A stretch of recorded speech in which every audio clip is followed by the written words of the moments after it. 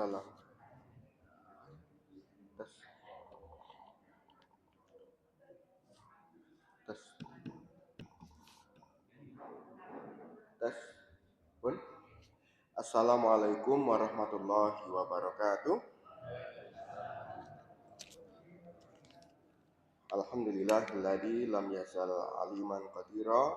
Wa sallallahu ala nabiyyina Muhammadin sallallahu alaihi wasallam wa ala alihi wa sahbihi wa sallama tasliman katsira. Amma ba'd. Jamaah Nailur Raja rahimanillah wa iyyakum. Alhamdulillah, segala puji adalah milik Allah Subhanahu wa taala yang memberikan kesempatan pada kita untuk hadir di sini menunaikan salat maghrib secara berjamaah, sekaligus juga kita menghadiri majelis ilmu dalam kondisi kita masih ada di masjid setelah melaksanakan salat maghrib maupun ba'diyah maghrib.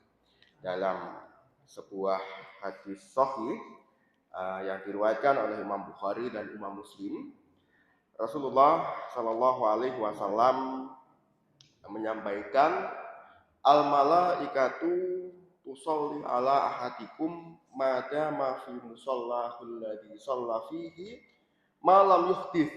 Para malaikat terus mendoakan salah seorang di antara kalian selama masih ada di wilayah sholatnya, ada di tempat sholatnya.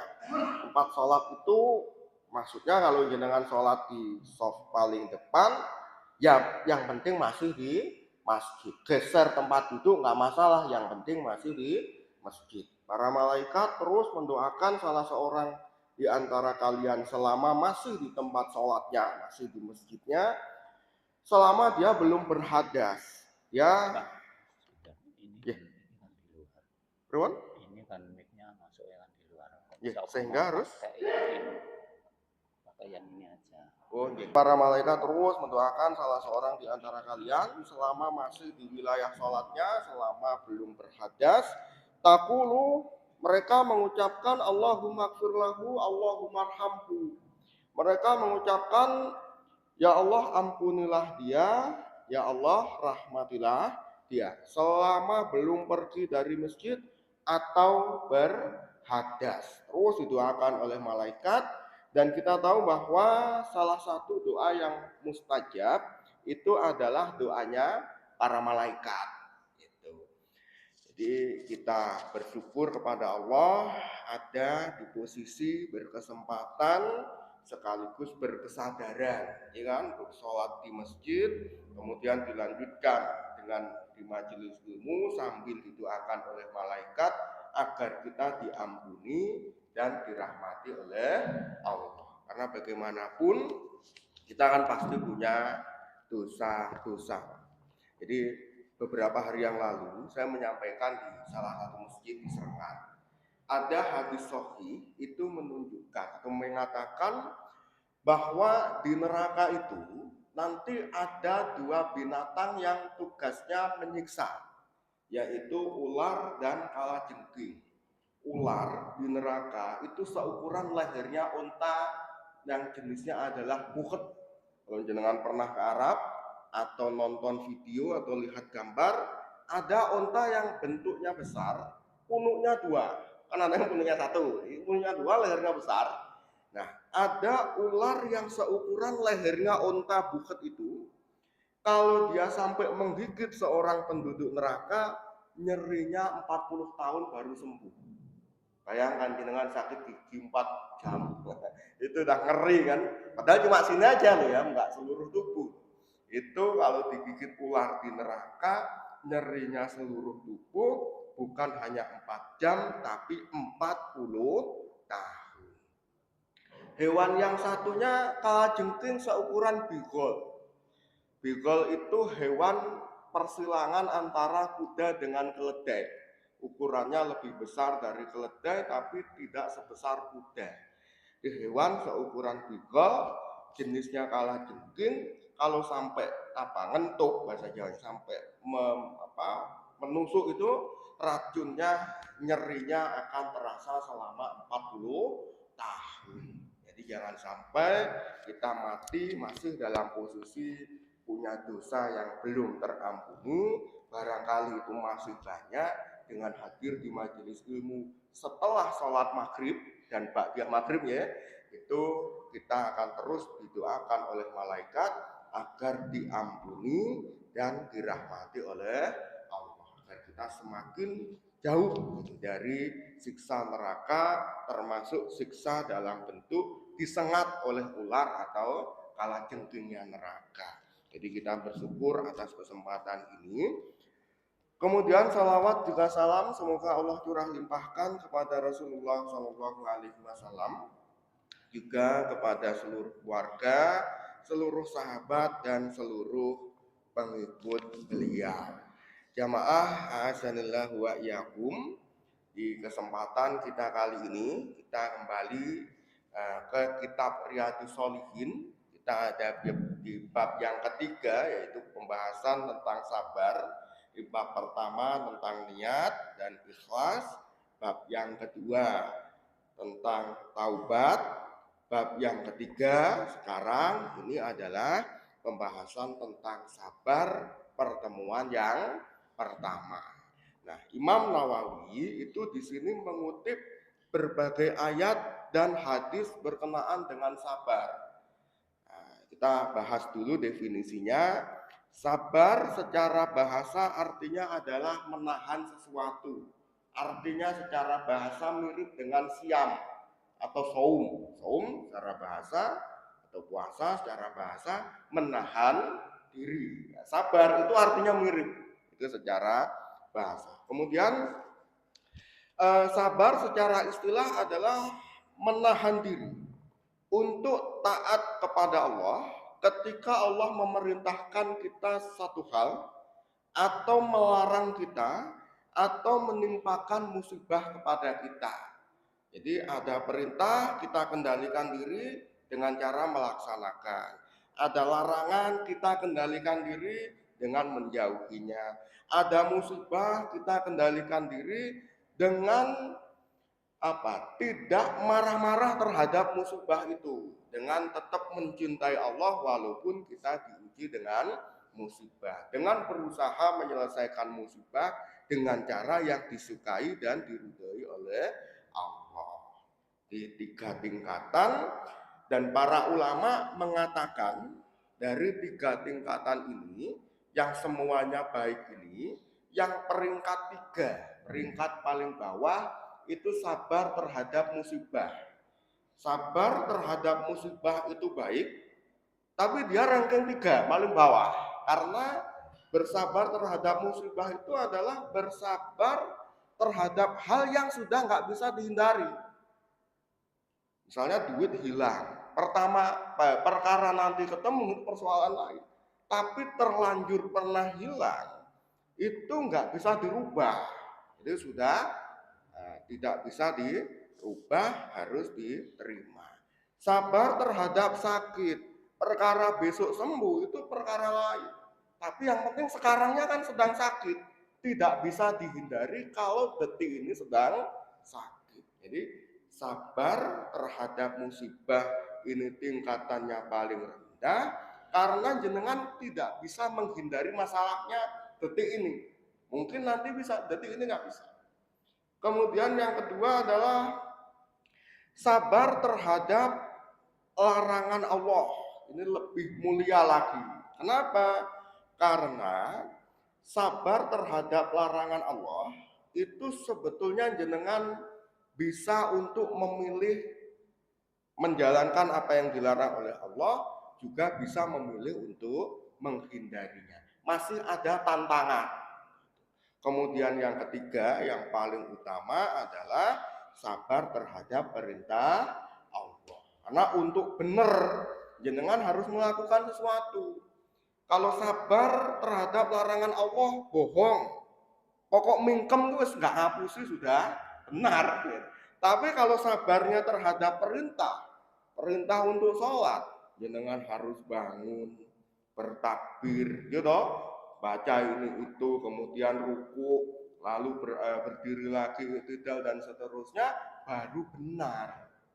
Jadi yang paling berat sekaligus paling mulia adalah sabar terhadap perintah Allah Subhanahu wa taala. Jadi ada tingkatan sabar terhadap musibah, larangan dan perintah dari Allah Subhanahu wa taala. Imam Nawawi di kitab Riyadhus Shalihin bab sabar itu mengutip berbagai ayat, di antaranya adalah ayat yang cuma dikutip sekilas, tapi nanti kita akan bacakan lengkapnya. Wabasir sobirin, berilah kabar gembira kepada orang-orang yang sabar, gitu kan? Nah, ini sebetulnya rangkaian ayat.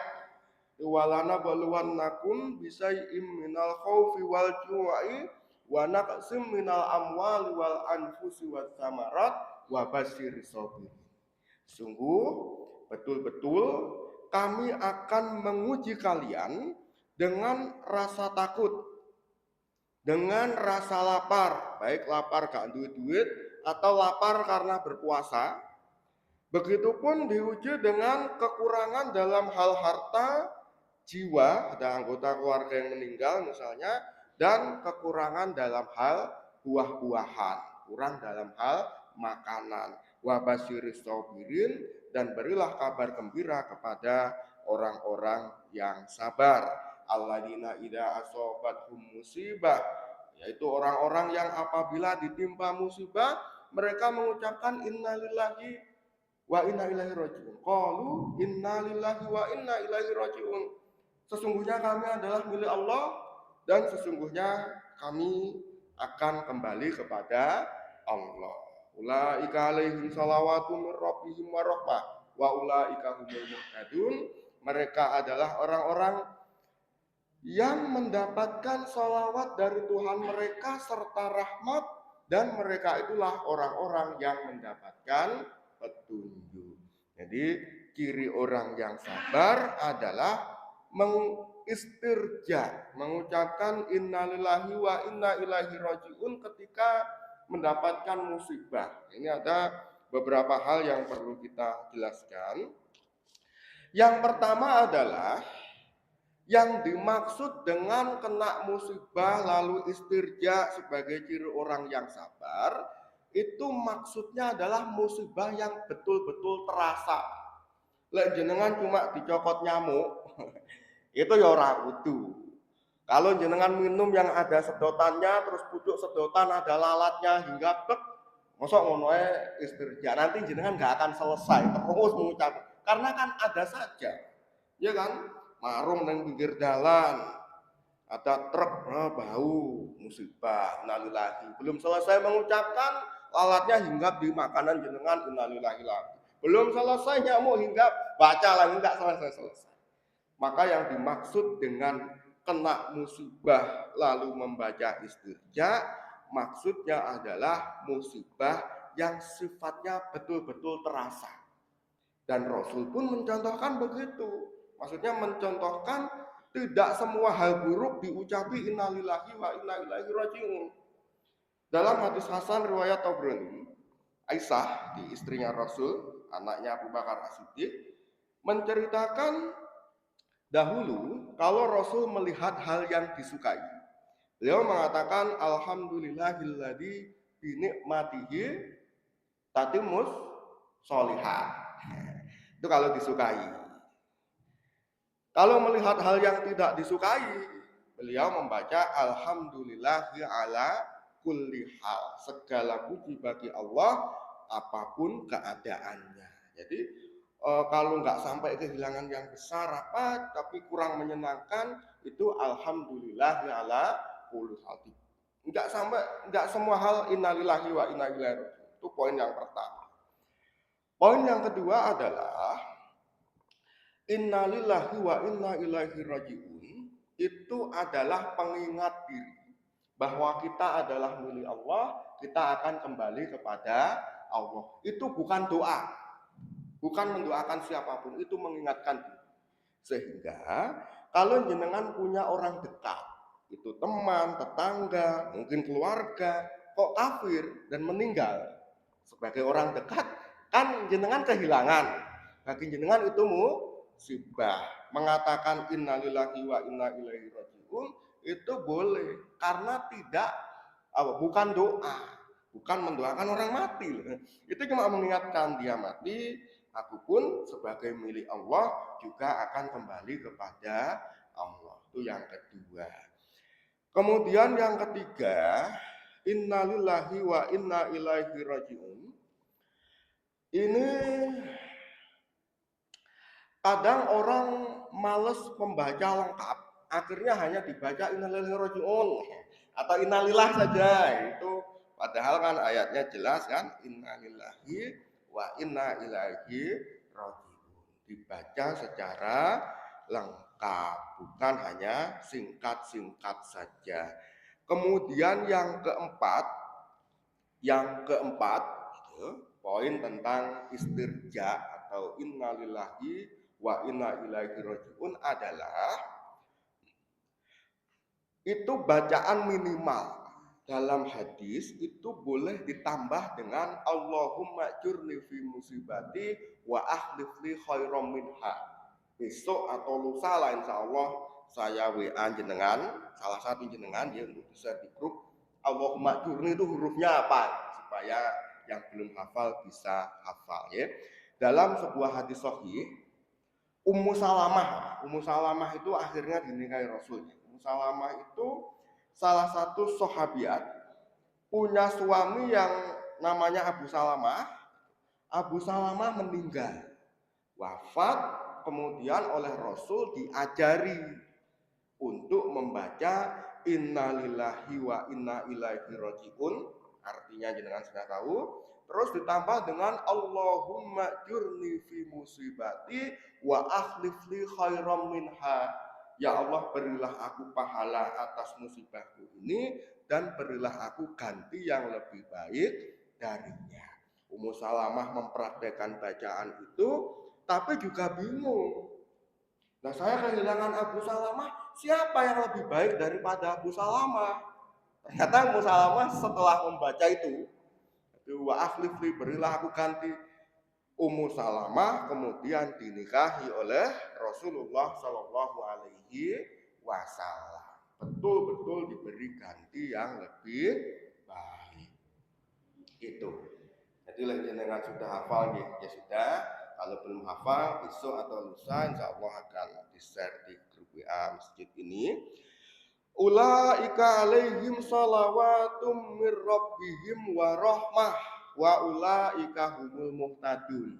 Mereka itulah yang mendapatkan salawat dari Tuhan mereka, juga mendapatkan rahmat, dan mereka adalah orang-orang yang mendapat petunjuk. Itu orang yang sabar itu diberi 3 hal, yaitu salawat, rahmat, dan petunjuk dari Allah. Nah, apa yang dimaksud dengan salawat? Sebagian ulama mengatakan salawat artinya sama dengan rahmat. Tapi saya tidak ikut pendapat itu.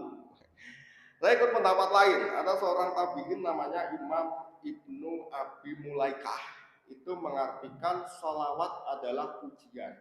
Jadi mendapatkan salawat dari Allah berarti dipuji oleh Allah di hadapan para malaikat yang ada di sisinya. Kenapa salawat tidak bisa diartikan rahmat? Karena di ayat yang kita baca ini disebutkan mereka itulah orang-orang yang mendapatkan salawat. Dari Tuhan mereka juga mendapatkan rahmat. Dengan kata lain kan mendapatkan salawat dan rahmat. A dan B, berarti A itu bukan B. Mengartikan sholawat sebagai rahmat tidak tepat karena dipisah dengan kata dan.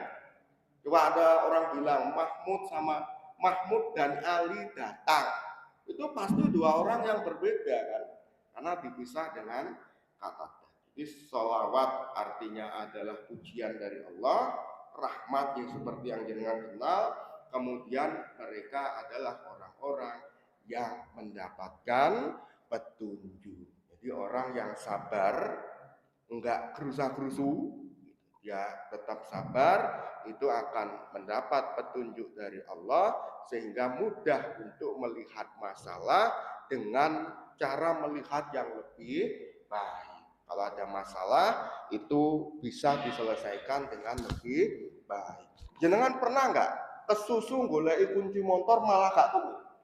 Jadi ketika kita buru tangan golek ribet, itu malah sulit ketemu. Tapi kalau kita tenang, walaupun waktunya udah mepet, harus segera berangkat, memilih untuk bergerak secara tenang, malah kemungkinan menemukan kunci dengan lebih cepat, kemungkinannya jadi lebih besar. Boleh barang hilang sabar, itu malah lebih ketemu. Itu dari ayat yang pertama, dari surat Al-Baqarah. Jadi kelebihan sabar atau fadilahnya adalah orang yang sabar itu dipuji oleh Allah, dirahmati oleh Allah, dan diberi petunjuk oleh Allah Subhanahu wa Ta'ala. Kemudian di ayat yang lain masih di surat Al-Baqarah ada fadilah yang lain. Ya ayyuhalladzina amanu sta'inu bis-sabri was-salah innallaha ma'as-sabirin. Wahai orang-orang yang beriman, mintalah tolong kepada Allah dengan jalan sabar dan sholat. Sesungguhnya Allah bersama dengan orang-orang yang sabar. Minta tolong kepada Allah dengan sabar dan sholat. Para ulama mengatakan bahwa minta tolong kepada Allah itu caranya ada dua, atau ada dua jenis permintaan tolong kita kepada Allah. Yang pertama adalah minta tolong dengan mulut atau dengan lisan. Dengan mengerjakan sesuatu yang sulit, baca bismillah dulu, itu kan bagian dari minta tolong secara lisan. Atau misalkan di akhir sholat atau setelah sholat ada doa Allahumma a'inni ala dzikrika wa syukrika wa husni ibadatik. Ya Allah, tolonglah aku untuk mengingatmu, bersyukur kepadamu, dan beribadah dengan baik kepadamu. Itu minta tolong secara lisan. Nah, ada minta tolong dengan cara lain, yaitu dengan perbuatan. Misalnya dalam hadis sahih riwayat Muslim, wallahu fi aunil abdi maka nal abdu fi auni akhi. Allah senantiasa menolong saudaranya, menolong seorang hamba selama dia menolong saudaranya. Gimana cara dapat pertolongan Allah? Dengan perbuatan menolong sesama muslim. Itu minta tolong kepada Allah dengan perbuatan. Nah, cara yang lain minta tolong kepada Allah adalah dengan bersabar dan sholat. Sabar kita bahas nanti, kita bahas sholatnya dulu. Dalam sebuah hadis hasan riwayat Abu Dawud, ada sahabat namanya Hudzaifah ibnul Yaman mengatakan, kana Nabi sallallahu alaihi wasallam idza hazabahu amrun sholat. Dulu Nabi itu kalau mengalami kesulitan tentang satu hal, beliau itu mengerjakan sholat. Ini budrek itu malah sholat. Ada orang yang budrek malah nggak sholat. Jadi budrek itu obatnya adalah sholat. Karena dulu Rasul ketika kesulitan dalam satu hal, beliau sholat. Dalam sholat itu mendapat pencerahan dari Allah. Dan terbukti loh, Pak. Terbukti. Jenengan lihat beliau berdakwah di Mekah. Itu start dakwah sendirian. Ya kan? Start dakwah sendirian. Lama-lama punya pengikut. Lama-lama punya negara di Madinah. Dari yang tertindas di Mekah, di negara di Madinah punya negara. Lama-lama bisa perang melawan orang kafir. Dia menang. Ya, lama-lama agama yang beliau sampaikan sampai jadi sampai ke seluruh penjuru bumi. Walaupun tidak semua manusia masuk Islam, tapi banyak, miliaran hari ini orang menjadi pengikut Rasulullah Shallallahu Alaihi Wasallam. Dari mana itu berasal? Ketika beliau mengalami kesulitan, termasuk kesulitan dakwah, obatnya diantaranya adalah sholat. Apakah yang dimaksud itu adalah sholat hajat? Boten. Maksudnya sholat itu sholat umum. Lek urang sholat duha ya ndang sholat duha. Bukan sholat hajat. Nah, sholat hajat niku hadisnya doif, Pak. Ada hadis gini. Hadis katanya Rasul bersabda, barang siapa yang punya kebutuhan, hendaklah dia wudhu dengan sempurna, kemudian sholat 2 rakaat, kemudian bersolawat, kemudian mengucapkan la ilaha illallahul halimul karim, subhanallahi rabbil arsyil azim, dan seterusnya, kemudian menyebutkan kebutuhannya kepada Allah, pasti akan dikabulkan oleh Allah. Itu hadisnya doif. Ya, tidak ada namanya sholat hajat. Adanya adalah sholat secara umum kepada Allah dan berdoa kepada Allah secara umum. Bukan khusus namanya sholat hajat. Ini ya, yang pertama minta tolong kepada Allah dengan sholat. Terus satu lagi dengan sabar. Innallaha ma'as sabirin. Sesungguhnya Allah bersama dengan orang-orang yang sabar. Apa maksudnya Allah bersama orang yang sabar? Maksudnya adalah orang yang sabar pasti ditolong oleh Allah. Apakah ditolong itu mesti miskin tiba-tiba besoknya kaya karena sabar? Ya enggak. Atau sakit sabar besok pagi tiba-tiba sembuh? Tidak selalu seperti itu. Jadi yang dimaksud dengan orang sabar ditolong Allah, bisa jadi masalahnya hilang, bisa jadi masalahnya tetap, tapi dia diberi keluarga, tetangga, dan teman yang baik oleh Allah Ta'ala. Bisa jadi musibahnya tetap ada, tapi dia dijaga jangan sampai ekonominya sulit mengantarkannya pada pinjol. Itu pertolongan Allah loh Pak, nggak terlibat pinjol, ya kan? Caranya apa? Sabar, ya. Itu yang kedua, yaitu yang keempat ya. Tadi kan dapat sholawat, kemudian rahmat, petunjuk. Di sini yang keempat mendapatkan pertolongan dari Allah, baik pertolongan dalam bentuk apapun tadi yang telah kita sebutkan. Jangankan orang kafir, jangankan orang Islam, orang kafir sekalipun kalau mau bersabar dalam arti tekun dan telaten itu dimenangkan oleh Gusti Allah. Jangan dulu di Tarkota, toko-toko yang besar-besar itu kalau dirunut banyak kan yang pemiliknya non muslim. Itu ada yang kaya karena warisan. Tapi kan banyak juga orang kafir start hidupnya miskin, dia sabar dalam arti tekun dan telaten, karena Gusti Allah jadi sugih. Ya kan? Jenengan adu saja tim sepak bola Indonesia yang mayoritas pemainnya muslim. Jenengan juara Barcelona yang baru kalah. Apakah Barcelona tiba-tiba muncul ya kok bisa jadi tim sehebat itulah sebenarnya, atau Real Madrid sehebat itu kan dimulai dari ketelatenan, kesabaran dalam arti tekun oleh Allah pun akhirnya ditolong. Di Israel Pak, orang kafir Yahudi itu jumlahnya paling 7 juta, 8 juta. Mereka bisa menguasai wilayah, nyaplok Masjidil Aqsa, nyerang Gaza loh. Miliaran, puluhan juta, ratusan juta orang Arab kanan kirinya nggak ada yang berani nyerang. Kenapa kok bisa segagah itu mereka orang-orang kafir Yahudi itu kan nggak seketika, itu ada sejarahnya sejak dulu. Ketika orang Yahudi rapat tahun berapa gitu, Theodor Herzl apa siapa pengasasnya, itu mereka punya konsep harus kembali ke wilayah Palestina, harus menguasai Palestina. Akhirnya mereka mendekati Amerika sama Inggris. Satu. Kemudian mereka mulai mengirim orang-orang untuk pindah ke wilayah Palestina agar paham Palestina secara geografis dan lain-lain seperti apa. Ketika terjadi perang dunia, orang Yahudi banyak yang ikut pihaknya sekutu jadi sukarelawan, belajar perang.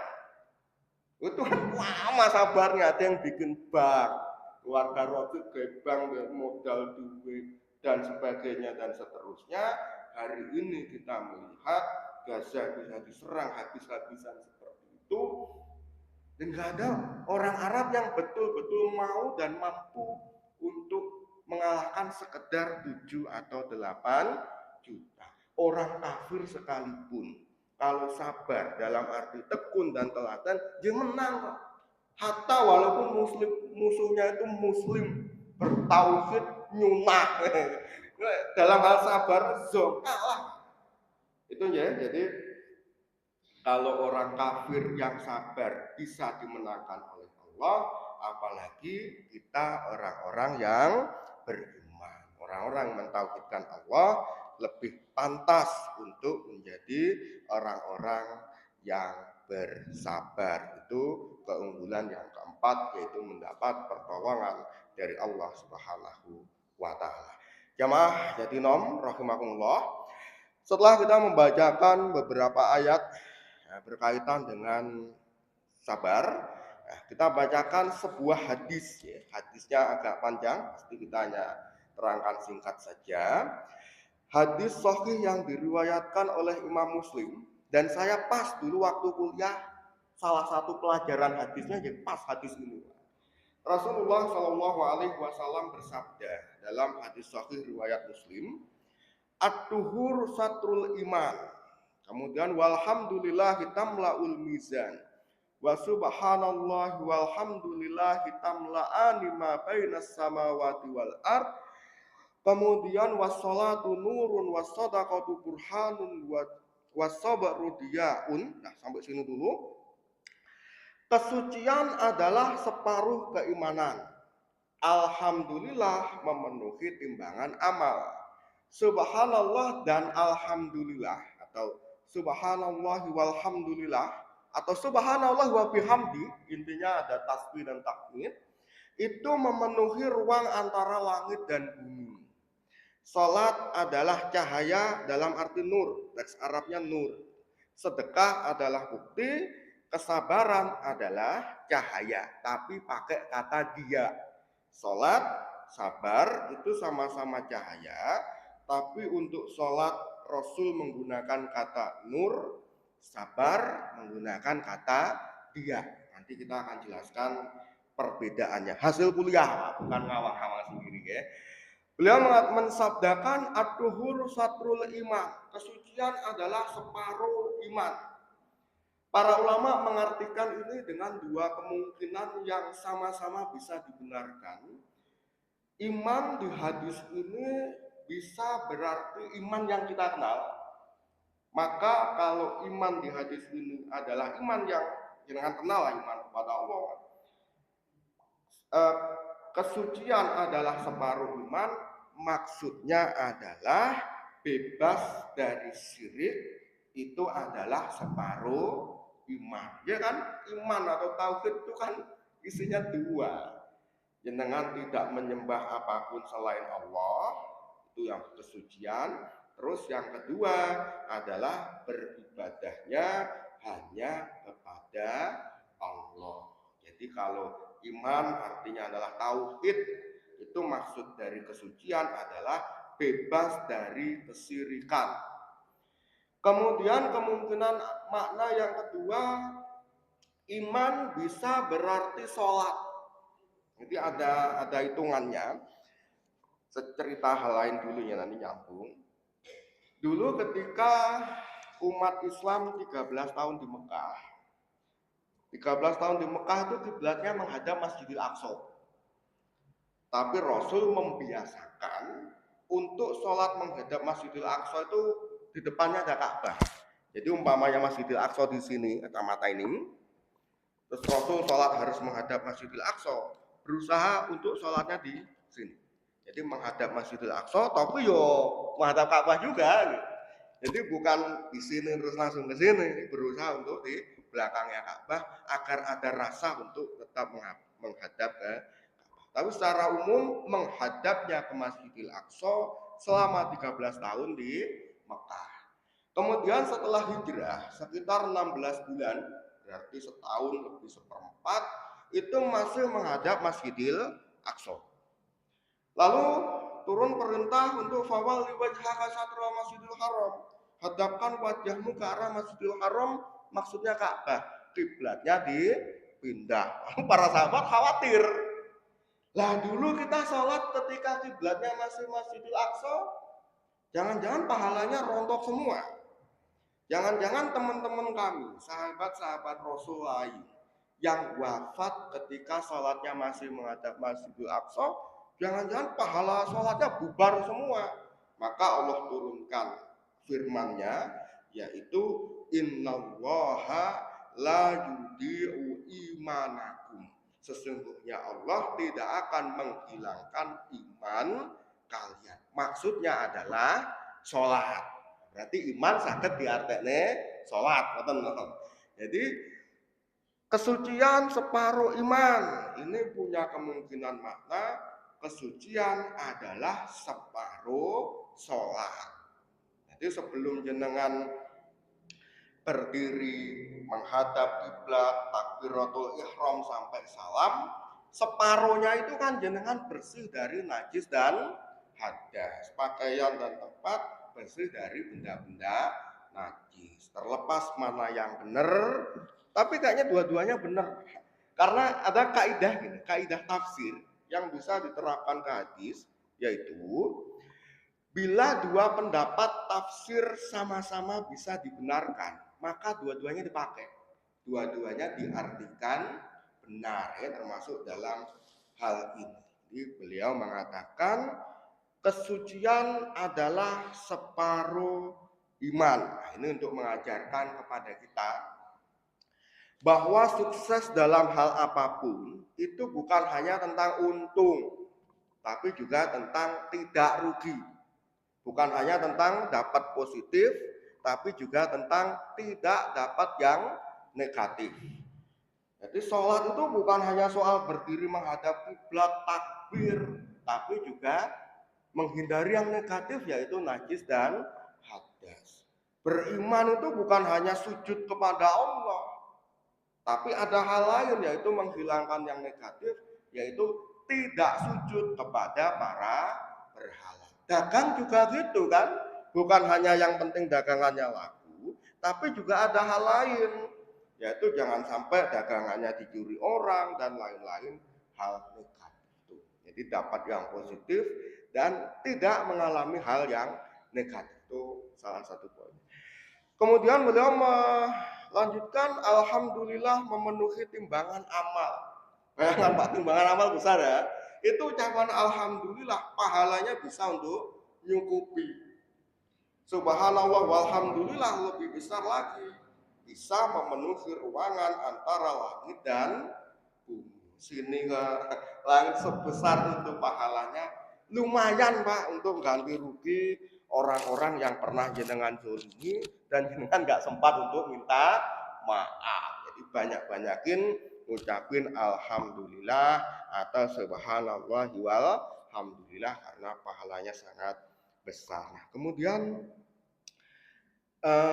sholat itu nur, sedekah itu bukti, sabar itu dia. Kita bahas dulu yang sedekah. Wasodaqatu burhan, sedekah adalah bukti. Maksudnya adalah bukti keimanan. Kalau orang mengaku beriman, gak gelem infak, itu klaim imannya perlu dipertanyakan. Katanya cinta Islam, nyumbang duit untuk perjuangan Islam gak mau.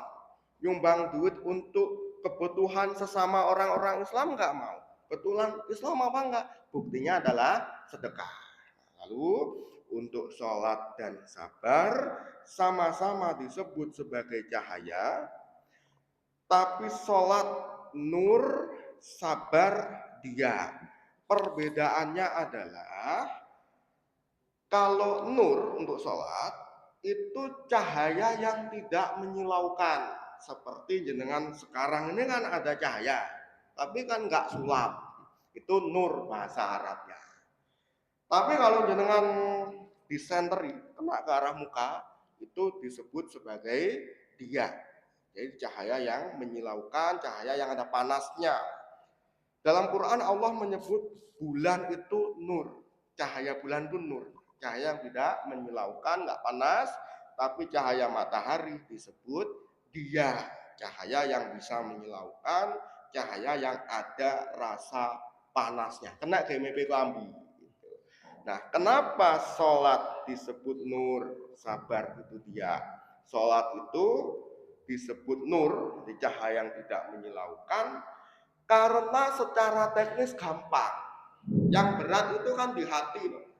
Teknisnya gampang. Jenengan sholat 2 rakaat aja nggak sampai 5 menit. Jenengan nanti sholat isya apalagi ngimami saya kan saya jarang panjang. Itu nggak sulit. Secara teknisnya gampang. Beda dengan sabar. Aku sing ceramah sabar nang dalan masalah ya urung mesti lah sabar karena berat sabar itu berat maka disebut sebagai dia cahaya yang panas tapi punya kesamaannya adalah sama-sama cahaya. Orang yang sholatnya bagus atau kesabarannya bagus sama-sama bisa melihat sesuatu dengan cara pandang yang jelas sehingga bisa menyelesaikan masalah dengan cara yang lebih baik. Itu ya. Jadi di antara kajian kita di kesempatan kali ini, orang yang sabar itu dipuji atau diberi selawat oleh Allah, diberi rahmat dan petunjuk, dapat cahaya tadi dan ditolong oleh Allah Subhanahu wa taala. Karakter termasuk sabar itu ada 2 kemungkinan. Ada yang sifatnya bawaan, apapun agamanya, ada orang yang bawaan kecil gak gampang nesu, ya kan? Ada yang apapun agamanya titik-titik gampang nesu, gampang marah-marah itu. Ada yang sifatnya bawaan, ada yang karena diusahakan. Kalau jenengan berpembawaan sabar, bakat dari kecil jenengan bersyukur. Kalau jenengan merasa tidak berbakat sabar, berarti jenengan harus berusaha. Subhanakallahumma wa bihamdik asyhadu alla ilaha illa anta astaghfiruka wa atubu ilaik. Wassalamualaikum warahmatullahi wabarakatuh.